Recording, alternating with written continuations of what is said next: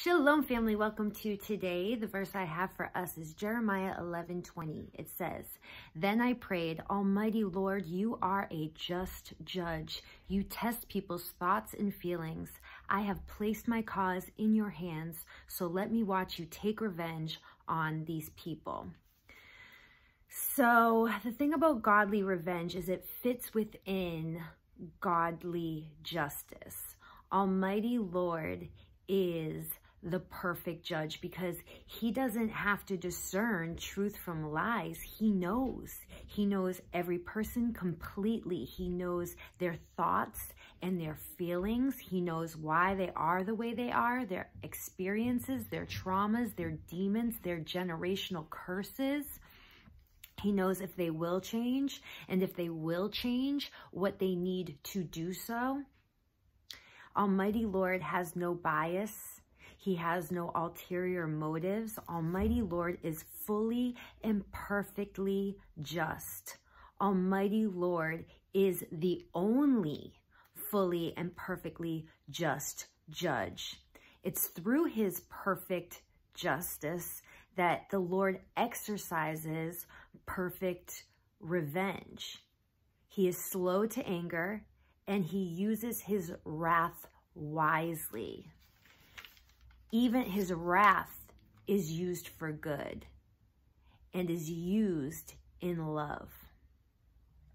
That's the godly perspective of justice and revenge. But from a human perspective, justice is much different than revenge. Human revenge is emotional and personal. Revenge says, I'm going to hurt you like you hurt me. Justice is rational and it's communal.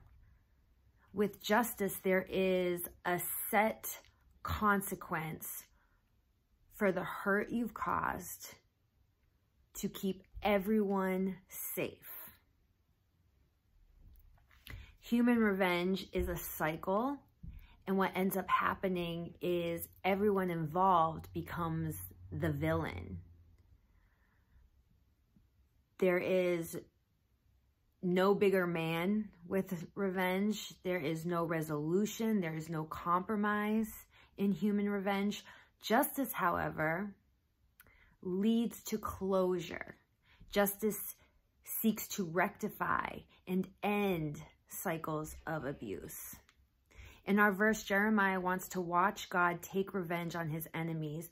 But when I think of God's revenge, I'm reminded of Psalm 23:5, which says, "You prepare a table for me in the presence of my enemies."